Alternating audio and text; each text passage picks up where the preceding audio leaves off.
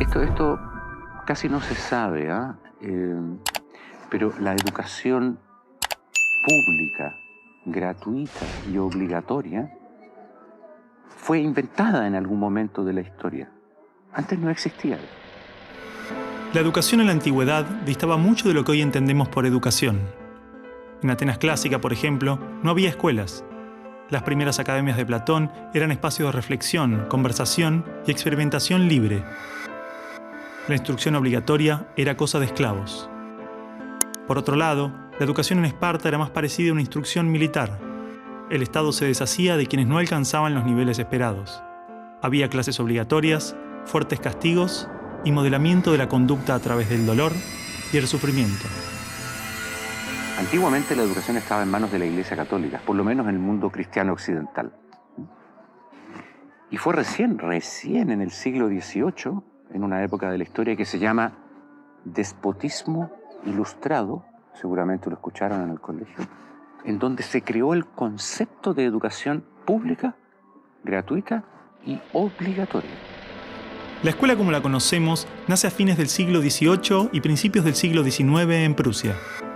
Con el fin de evitar las revoluciones que sucedían en Francia, los monarcas incluyeron algunos principios de la Ilustración para satisfacer al pueblo, pero manteniendo el régimen absolutista. La escuela prusiana se basaba en una fuerte división de clases y castas. Su estructura, heredera del modelo espartano, fomentaba la disciplina, la obediencia y el régimen autoritario. ¿Qué buscaban estos déspotas ilustrados? Un pueblo dócil, obediente, y que se pudiera preparar para las guerras que hubieron en esa época entre todas las naciones que estaban naciendo. Por ejemplo, Catalina la Grande de Rusia llamó a los enciclopedistas franceses a preparar esto mismo. Diderot, uno de los más famosos, estuvo allí para armar este paquete, ¿sí?, formador, no de ciudadanos, sino que de obedientes súbditos de estos estados. Las noticias del exitoso modelo educativo viajaron rápido, y en pocos años, educadores de América y Europa visitaban Prusia para capacitarse. Con el paso del tiempo, el modelo se expandió a nivel internacional. Muchos países importaron la escuela moderna con el discurso del acceso a la educación para todos, elevando la bandera de la igualdad, cuando justamente la esencia misma del sistema provenía del despotismo, buscando perpetuar los modelos elitistas y la división de clases. Ese es el origen de la educación pública. Fíjense ustedes que Napoleón, un poco posterior, y enemigo jurado de todos estos déspotas, hizo lo mismo. Él lo decía con todas sus letras. Yo quiero formar un cuerpo docente para poder dirigir el parecer de los franceses. ¿Se entiende? Él lo tiene claro. Y eso opera, se sepa o no se sepa, hasta el día de hoy. La escuela nace en un mundo positivista regido por una economía industrial.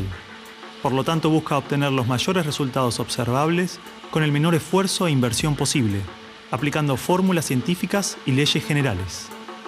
La escuela era la respuesta ideal a la necesidad de trabajadores, y los mismos empresarios industriales del siglo XIX fueron quienes financiaron la escolarización obligatoria a través de sus fundaciones. ¿Dónde coloco los hijos de estas personas para que puedan trabajar? ¿Cómo educamos en que aprendan a leer? ¿Cómo creamos obreros inteligentes? La educación sigue siendo lo mismo, una herramienta para formar trabajadores útil al sistema y una herramienta útil para que la cultura permanezca siempre igual y siempre se repita, lo cual es conservar la estructura actual de la sociedad. La escuela se complementó con investigaciones sobre el control de la conducta, propuestas de utopías sociales y hasta teorías de superioridad racial. No es de extrañar que los primeros estados con el sistema prusiano o similar fueran con el paso de las generaciones focos de xenofobia y nacionalismo extremo. El modelo de producción industrial en cadena de montaje era perfecto para la escuela. La educación de un niño era comparable a la manufactura de un producto. Por lo tanto, requería una serie de pasos determinados en un orden específico. separando a los niños por generaciones en grados escolares.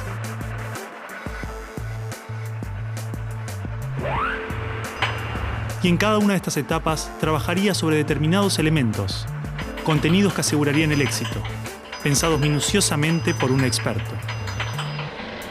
Digamos que el maestro es la figura que es la encargada de enseñar una serie de contenidos que tocan, porque alguien ha determinado así, en una edad determinada. Pero la educación no la preparan los biólogos. Y curiosamente muchas veces tampoco son educadores los que la preparan. Son administrativos. Son gente que no hace clases. En esta cadena, una persona estaría a cargo de una pequeña parte del proceso, insuficiente como para conocer el mecanismo en su totalidad, ni a las personas en profundidad. Un docente por año, por materia, cada 30 o 40 alumnos, llegando al punto de que el proceso termine siendo meramente mecánico. Y la educación, como la estamos viendo hoy, es administrativa. Hay alumnos que llegan, profesores que hacen clase, alumnos que se van, profesores que se van, y al día siguiente se repite el ciclo.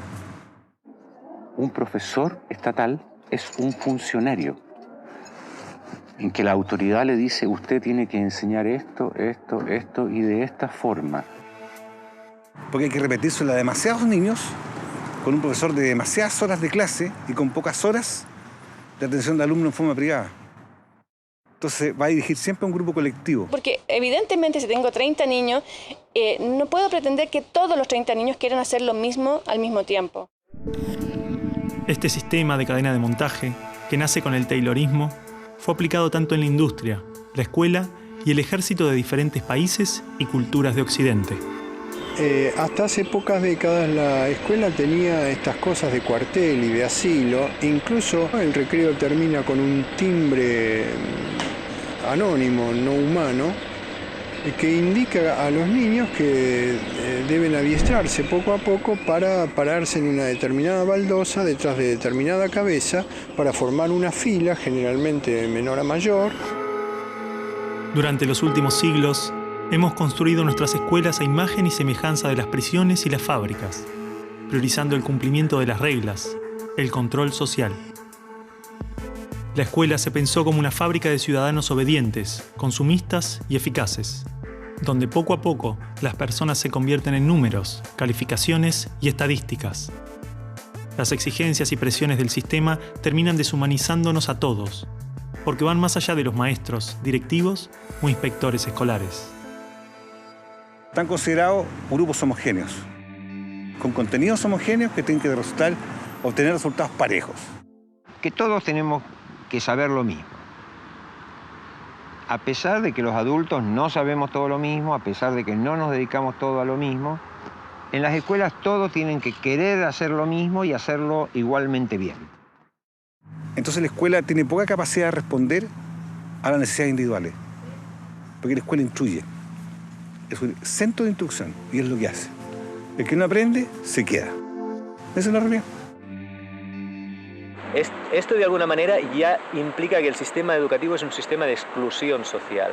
Selecciona el tipo de personas que estarán llegando a la universidad para llegar a formar parte de una serie de élite que domina pues, las empresas que dominan los sistemas de producción, económico, de comunicación, etc. Y otro tipo de personas para las cuales la escuela no es suficientemente adecuada, que están destinadas a otro tipo de trabajo más precario, porque no dispondrán de los títulos para hacer esto. El sistema y los estados no les preocupa eso. No, honestamente, no les preocupa el ser humano como persona, como individuo. Y en esos términos, toda educación que busque otra cosa tiene que ser prohibida. La realidad es que la esencia de la escuela prusiana está inmersa en la estructura misma de nuestra escuela.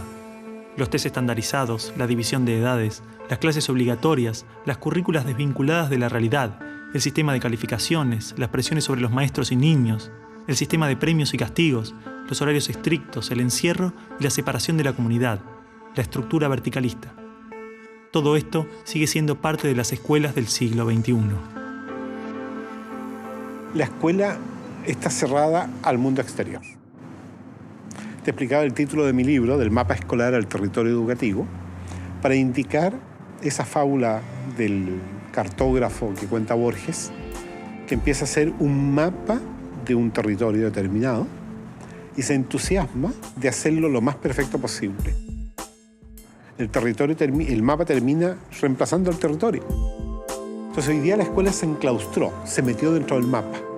¿Qué es lo que enseña? Verdades que están en el mapa, no en el territorio. Escuela no es sinónimo de educación. La escuela podrá ser un viejo mapa a la sabiduría, pero la educación es el territorio donde todo el aprendizaje sucede.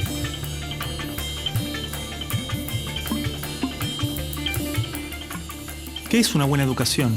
¿Lograr que la mayor cantidad de niños atraviesen los estándares de calidad? ¿Que obtengan herramientas y conocimientos que no les interesan para superar barreras que otros les imponen? ¿No era el objetivo de la educación lograr una buena calidad de vida? Olvidemos por un momento todo lo que sabemos sobre educación, toda nuestra forma de entender la escuela, todo lo que nos han dicho que debemos aprender en la vida y lo que debemos enseñarle a nuestros hijos. Empezar a ver cada cosa, a revisarla como si nunca la hubiéramos visto. O sea, cada acción, cada actitud, cada costumbre. Si no estuviéramos haciendo las cosas como las estamos haciendo porque siempre las hicimos así, ¿cómo las haríamos hoy? ¿No? Es como sacudirse la cabeza y decir, bueno, empezamos de nuevo.